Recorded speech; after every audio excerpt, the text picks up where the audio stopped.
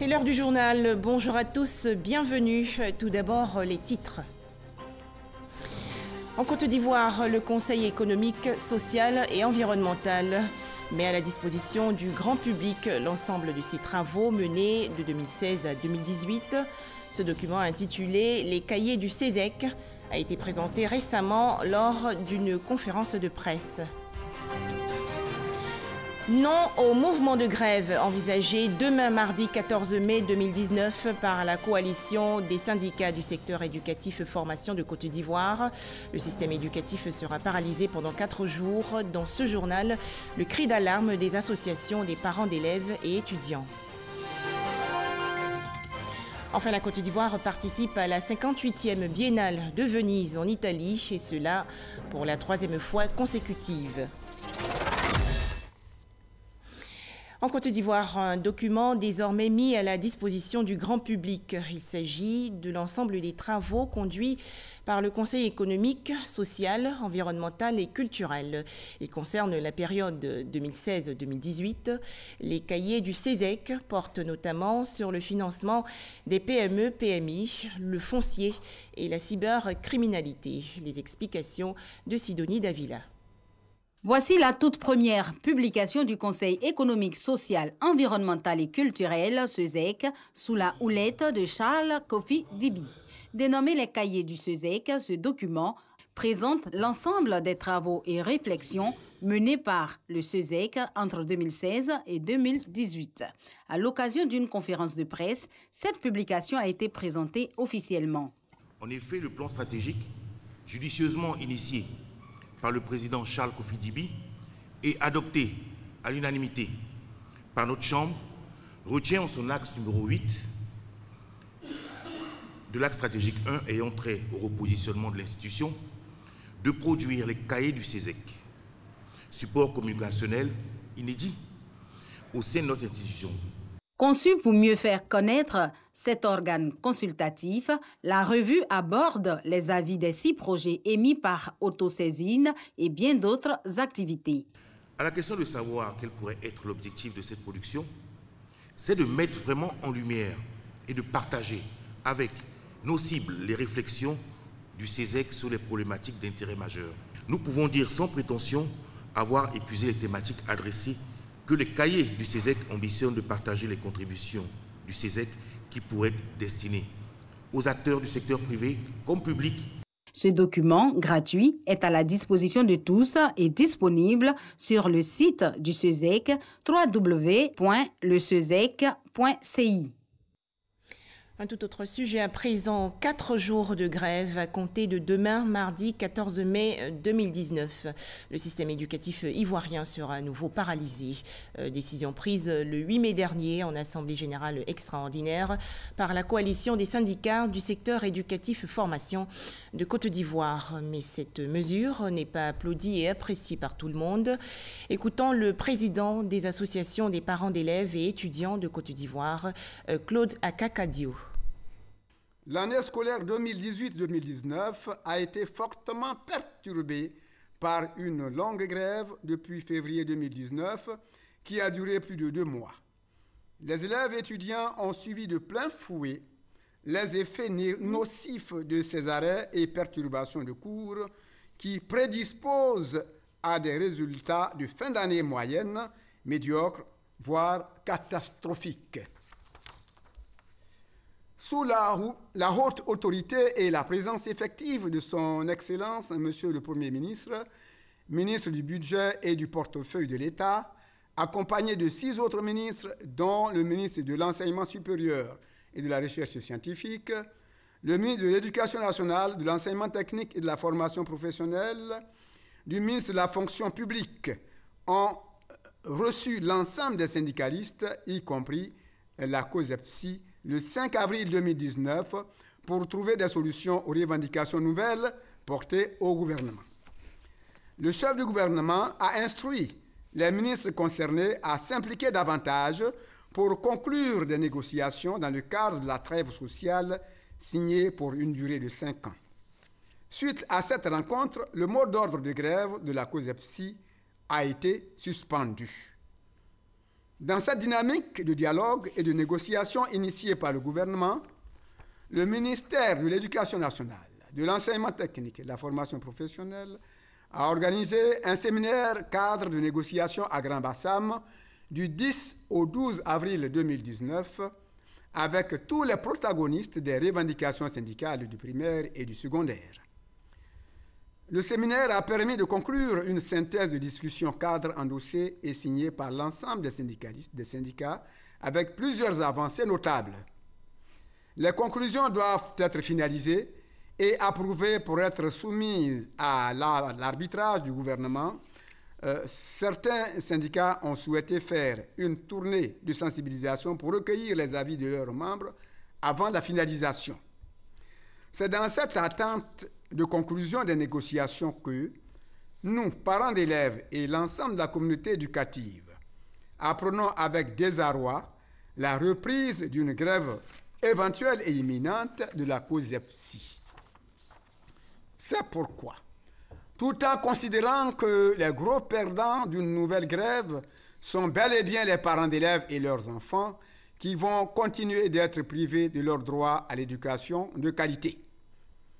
Nous, collectif des associations des parents d'élèves étudiants de Côte d'Ivoire, appelons et interpellons donc ici la COSEPSI de surseoir à cette grève qui risque de ruiner tous les espoirs des parents d'élèves qui ont consenti d'énormes sacrifices pour la réussite de l'année scolaire de leur progéniture et de faire confiance au cadre de négociation en cours avec le gouvernement. Direction à présent l'Italie, où la Côte d'Ivoire participe à la 58e Biennale de Venise. Abidjan prend ainsi part pour la 3e fois consécutive à cette exposition internationale d'art plastique et visuel. Le ministre Marcela Montano, en sa qualité de président du pavillon d'exposition de la Côte d'Ivoire, a procédé récemment à l'inauguration officielle du stand ivoirien. Les détails avec Michel Digré. La Biennale d'art de Venise fait le pari cette année de faire une immersion dans le temps présent en invitant des artistes du monde entier prêts à rompre avec les schémas classiques. Ce rendez-vous mondial de l'art contemporain enregistre 79 exposants invités dans la cité des Doges. Parmi eux, 3 Ivoiriens.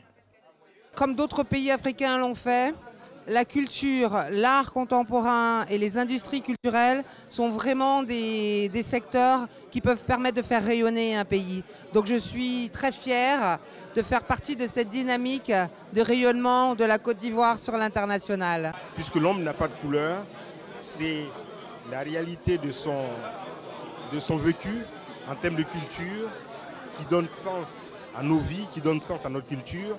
Et la pertinence de cette culture-là, on la nourrit, on se nourrit avec celle des autres.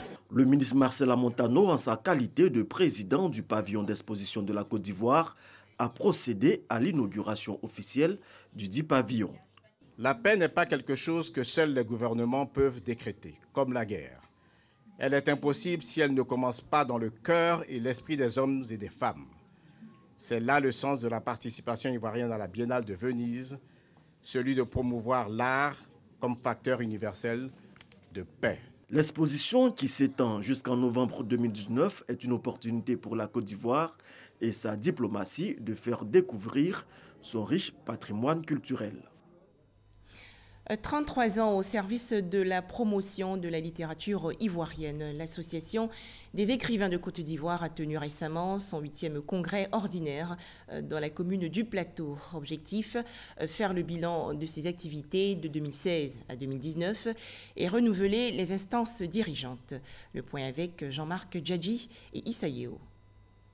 Un groupement d'écrivains mieux structuré pour une littérature ivoirienne plus performante. Une logique qui répond à l'organisation du 8e congrès ordinaire de l'Association des écrivains de Côte d'Ivoire, AECI. Directive de ce congrès, faire le bilan financier des activités de 2016 à 2019, proposer des amendements et renouveler les instances.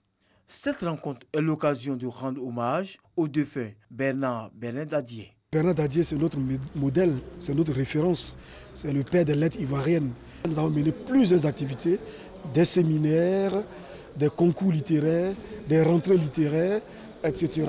Et je pense que le bilan est positif. Monsieur le ministre de la Culture et de la Francophonie souhaite que ce congrès offre l'occasion à l'AESI de se donner une ligne de conduite qui soit heureuse pour la Côte d'Ivoire, c'est-à-dire une ligne qui permette à notre littérature de continuer de produire des écrivains de très haut niveau, des écrivains qui offrent à leur lectorat du bonheur et également des écrivains qui contribuent à l'intelligence globale de notre société. Les écrivains de Côte d'Ivoire sont appelés à promouvoir la qualité dans leurs œuvres. Le ministère fait beaucoup pour la valorisation de l'écrivain en Côte d'Ivoire, mais il revient à l'écrivain lui-même, n'est-ce pas, de se faire connaître. J'ai toujours dit, c'est la qualité du livre, la qualité du travail, n'est-ce pas, qui sera réalisée par l'écrivain, qui fera de lui, n'est-ce pas, un auteur connu. Le congrès ordinaire de l'AECI ont lieu tous les 3 ans. Eti Maké, candidat à sa propre succession, a été reconduit pour un mandat de 3 ans. L'AECI a pour mission de promouvoir la littérature ivoirienne et de protéger les intérêts des auteurs. On poursuit avec ce vibrant hommage rendu récemment au professeur Jean-Noël Loukou. C'est une initiative des historiens de Côte d'Ivoire et d'Afrique. Il s'agissait de célébrer son dévouement et son apport considérable à la recherche scientifique en Côte d'Ivoire. Jean-Marc Djadji et Moussa Konaté. Plus de 50 conférenciers venus des universités de la sous-région et de la France pour célébrer l'excellence et une icône ivoirienne de l'enseignement supérieur. Jean-Noël Loukou, professeur des universités, spécialiste de l'histoire contemporaine de l'Afrique et de la Côte d'Ivoire. Jean-Noël Loukou est l'auteur d'une 12aine d'ouvrages individuels, de 15 ouvrages collectifs et de 50 livres scientifiques. Cette importante contribution au développement de la formation est reconnue par ses pairs et les autorités gouvernementales. Les universités de Côte d'Ivoire ont institué cette tradition de rendre hommage à leurs pairs pour tout ce qu'ils ont pu faire pour la promotion de la Côte d'Ivoire, la formation de l'Ivoirien. Imaginez-vous le nombre d'étudiants que le professeur Jean-Noël Loukou a contribué à former et qui sont aujourd'hui dans la vie active. Les enseignants-chercheurs ont présenté différents thèmes de recherche de l'historien, tels l'histoire de l'Afrique noire et de la Côte d'Ivoire. Nous sommes très honorés de célébrer un maître de son vivant, parce que le plus souvent, c'est après leur départ qu'on parle de grands hommes. Jean-Noël Loukou a été pour nous un modèle. Ce sont des sentiments de reconnaissance et d'infinie gratitude à l'égard de mes collègues et de mes étudiants. Professeur Jean-Noël Loukou est commandeur de l'Ordre du mérite culturel et officier de l'Ordre du mérite de l'éducation nationale depuis 2006. Religion. Depuis le 6 mai dernier, les fidèles musulmans de Côte d'Ivoire observent le jeûne, 4e pilier de l'islam. Une rupture collective de jeûne a ainsi été organisée récemment par le Conseil supérieur des imams. Plusieurs personnalités, dont des membres du gouvernement, ont pris part à cette cérémonie. Pargassoro connaît. Le COSIM a décidé de s'engager véritablement dans le combat de l'éducation des enfants au regard de la dépravation des mœurs constatées dans notre société. Ces mots sont du président du Conseil supérieur des imams en Côte d'Ivoire. C'était à l'occasion de la traditionnelle rupture collective du jeûne du mois de Ramadan initiée par les responsables du COSIM. Nous voulons qu'à l'avenir, tous les enfants formés dans les écoles islamiques soient non seulement des bons musulmans, mais des bons citoyens au même titre que tous les autres enfants de la Côte d'Ivoire, mais avoir aussi l'éducation de leur religion. La traditionnelle rupture collective du jeûne du COSIM a bénéficié du soutien d'une forte délégation des membres du gouvernement, conduite par le ministre d'État, ministre de la Défense Ahmed Bakayoko, représentant le président de la République Alassane Ouattara. Le message du chef de l'État, lu par le ministre de l'Intérieur et de la Sécurité, Sidiki Diakité. Le président de la République a chargé la délégation conduite par le ministre d'État de vous transmettre de façon solennelle ses remerciements et sa profonde gratitude pour vos prières constantes et sincères pour la paix, la stabilité et la prospérité en Côte d'Ivoire. À l'issue de cette rencontre religieuse, Cheikh Boukari Fofana a tenu à traduire toute la reconnaissance de la communauté musulmane au pape Benoît XVI pour ses mots d'encouragement à l'endroit des fidèles et des responsables du COSIM pour leur engagement et leurs actions de paix, de cohésion et de rapprochement entre les différentes communautés religieuses en Côte d'Ivoire. Partage de repas, chants liturgiques, louanges et prières collectives, des temps forts qui ont également marqué cette cérémonie de rupture collective du jeûne du Conseil supérieur des imams en Côte d'Ivoire, édition 2019. Et pendant que leurs frères musulmans poursuivent le jeûne, une délégation de chrétiens ivoiriens effectue actuellement un pèlerinage en Turquie. Ces fidèles chrétiens se sont recueillis récemment sur les tombes de deux apôtres du Christ, notamment Saint Philippe et Saint Jean. On en parle avec Cheikh Koné. Originaire de Galilée, l'actuel Israël, Philippe fut l'un des disciples du Christ. Certains témoignages affirment qu'il serait parti christianiser des régions d'Asie mineure, qu'il aurait été par la suite lapidé, puis décapité par les Romains. D'autres laissent penser qu'il serait mort très vieux et de mort naturelle dans la même ville. Tout compte fait, cette découverte de la tombe de Saint Philippe en 2011 dans la ville de Pamukkale, entendez Château de Coton, marque un tournant décisif dans le monde chrétien. Voilà quelqu'un qui s'est battu pour l'évangile et par la grâce de Dieu, j'ai eu le privilège de venir marcher dans ses pas, me retrouver devant sa tombe et pour moi c'est une joie. Nous ne sommes pas venus en Turquie parce que nous ne croyons pas en Jésus, mais nous croyons en Jésus et nous sommes simplement venus vérifier ce que les Saintes Écritures disent et puis dire au peuple de Dieu que ce qui est écrit, ce ne sont pas des fables. Ce site de Pamukkale est aujourd'hui un site touristique de premier choix, surtout pour ses eaux thermales et ses roches sédimentaires de plus de 2700 mètres de long. Depuis son inscription au patrimoine de l'UNESCO en 1988, des millions de pèlerins s'y rendent. À 200 km de là, précisément à Éphèse, les pèlerins ivoiriens découvrent la dernière demeure de Vierge Marie, la mère de Jésus. Selon les Saintes Écritures, Jésus sur la croix confia sa mère à Saint Jean-Baptiste qui l'amena à Éphèse après la mort du Christ. La tombe de ce dernier y a également été découverte. Un moment plein d'émotion pour les membres de la délégation ivoirienne. Quand je vois ces villes souterraines, là où des hommes et des femmes ont vécu pour la cause de l'évangile, je vous assure que c'est du réel et ça donne la foi. Même s'il y a d'autres versions, mais après avoir vu le tombeau de Saint-Jean, je crois que nous sommes sur les sites réels de la fondation de l'église que nous connaissons aujourd'hui. D'autres sites historiques ont été visités, notamment les villes souterraines de la Cappadoce, les cheminées de Fès, le musée en plein air de la Gorème, ainsi que les caravansérails de Soutana, des sortes d'auberges fortifiées pour les commerçants de la période antique. Retour en Côte d'Ivoire où les commandants de brigade de la gendarmerie nationale ont participé il y a quelques jours à un atelier de renforcement des capacités. Les différents travaux ont porté sur le commandement et le suivi administratif de leurs unités. Les explications détaillées dans ce reportage de Abou Sanogo. Exploitation des matériels numériques dans les enquêtes judiciaires, mise en œuvre de la police de proximité, maintien de l'ordre, relations avec les autorités et le leadership sont entre autres les thèmes abordés au cours de cette rencontre qui, selon le général de brigade Alexandre Apalo Touré, commandant supérieur de la gendarmerie nationale, a pour objectif de mettre à la disposition des commandants de brigade des connaissances théoriques et pratiques afin qu'ils aient les aptitudes nécessaires pour exercer leur mission. Il s'agit notamment du commandement et du suivi administratif de leurs unités, de la réponse efficace aux diverses menaces sécuritaires, de la collaboration avec les acteurs extérieurs de la sécurité et enfin être au service des populations. Le procureur de la République, Adou Richard, a instruit le commandant de brigade sur le bien fondé des séances de formation continue et a tenu à remercier le commandant supérieur pour avoir associé le parquet. Les commandants de brigade sont les premiers collaborateurs du procureur de la République. En ce sens que dans le cadre de la procédure judiciaire, la procédure pénale, c'est eux qui sont les premiers en contact avec les faits de nature infractionnelle. Il est bon en toute matière de se retrouver pour allier la théorie à la pratique.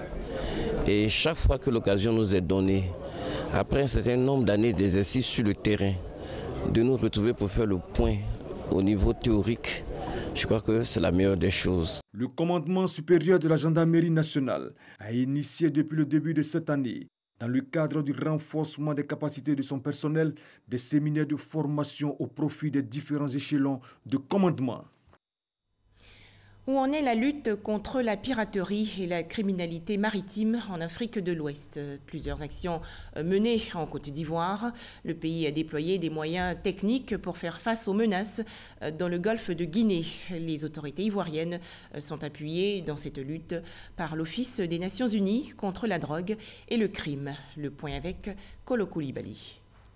Les pays du golfe de Guinée mutualisent leurs efforts pour faire face à la piraterie et la criminalité maritime. La Côte d'Ivoire a déployé des moyens de lutte en mer. À cette approche technique, le pays peut compter avec le soutien de l'ONUDC, Office des Nations Unies contre la drogue et le crime, qui a lancé depuis 4 ans un projet de formation des acteurs dans les pays concernés avec le soutien de l'UE. C'est un projet qui concerne tous les pays de la partie ouest du golfe de Guinée et qui comporte un grand nombre d'activités. Au sortir donc de cet atelier, ils maîtriseront les rudiments du droit de la mer qui est l'ensemble des règles de droit international, toute la criminalité maritime, disons de la constatation jusqu'au traitement définitif de l'infraction par la phase de jugement. Ces atouts juridiques vont renforcer les aspects techniques déjà mis en œuvre par l'État en mer. L'action de l'État en mer se porte très bien, je dirais, grâce au gouvernement qui a en tout cas mis en place tout le dispositif institutionnel nécessaire. Les administrations de l'action de l'État en mer ont appris depuis plusieurs années à travailler ensemble, mais travaillent de plus en plus ensemble. Et nous avons en cela réalisé pas mal d'opérations conjointes qui ont permis donc de consolider l'architecture de l'action de l'État en mer. En plus des exercices opérationnels conjoints menés régulièrement en mer, les États veulent aussi faciliter l'entraide judiciaire. La Marine nationale renforce également les capacités de ses éléments. Un atelier de formation a porté récemment sur la lutte contre la pêche illicite déclarée et non réglementée. Il faut dire que le pillage des ressources halieutiques occasionne de grosses pertes au pays, environ 12 milliards de francs CFA. Sidonie Daville.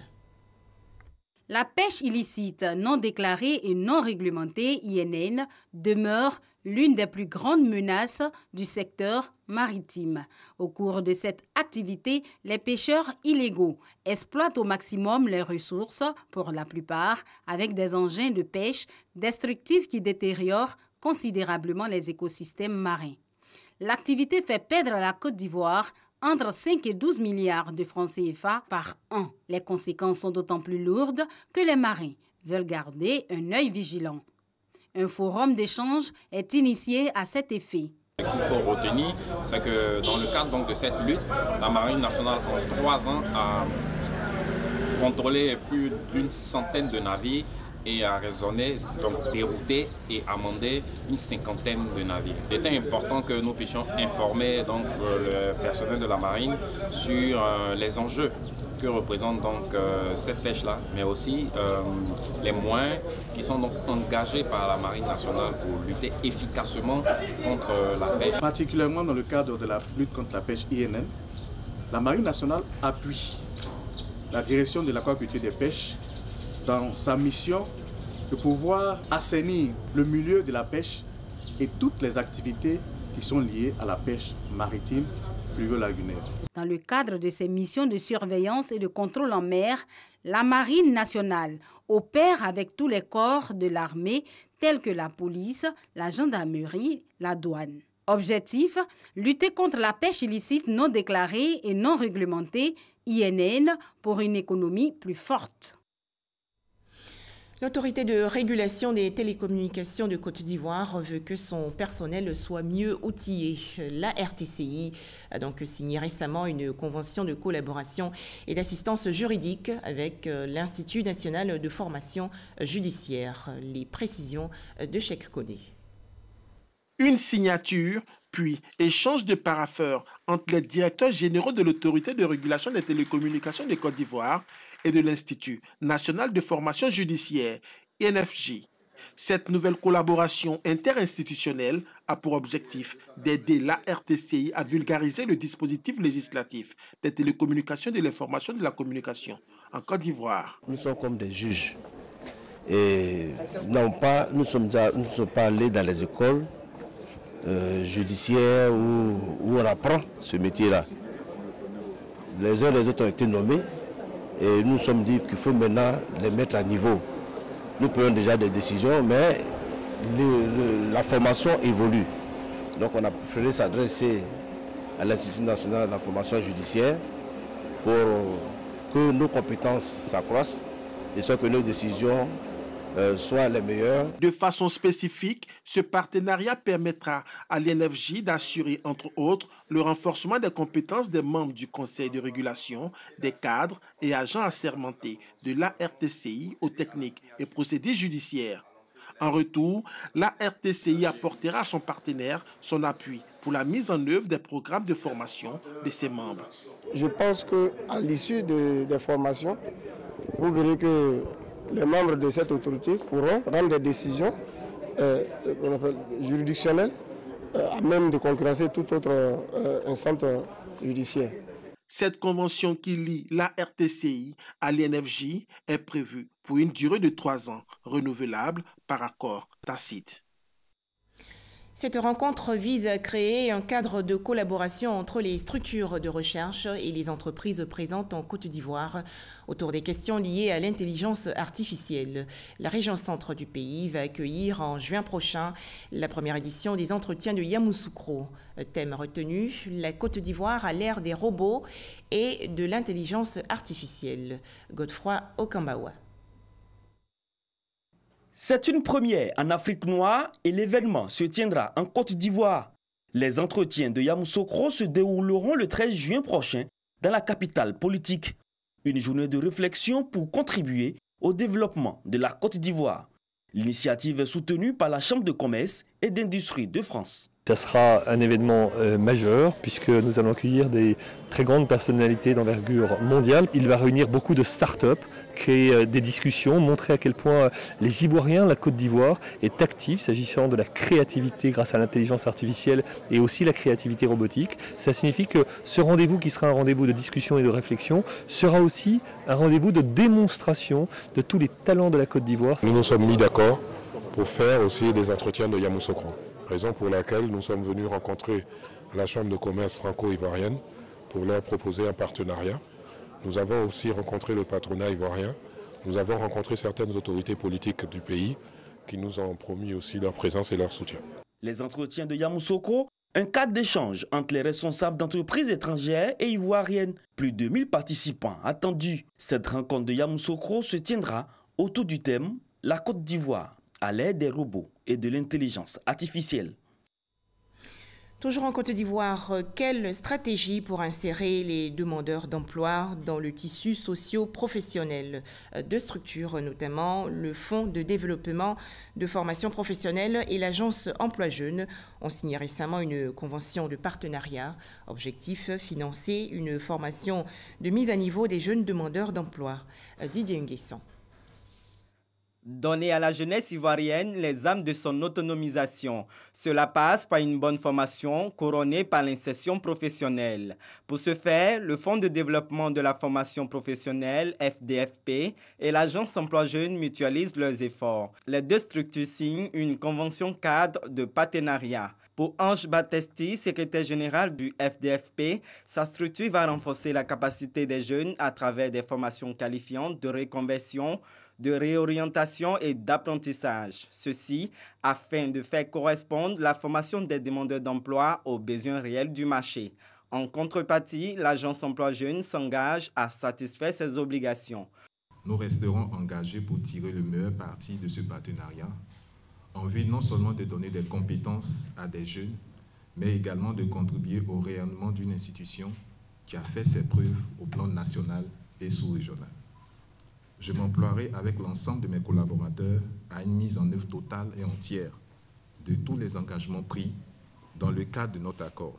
Je reste convaincu que nos efforts apporteront des réponses idoines qui permettront de relever les défis de l'amélioration de l'employabilité des jeunes. Cet accord FDFP, Agence Emploi Jeunes, s'inscrit dans le cadre de la mise en œuvre du plan social du gouvernement sur la période 2019-2020.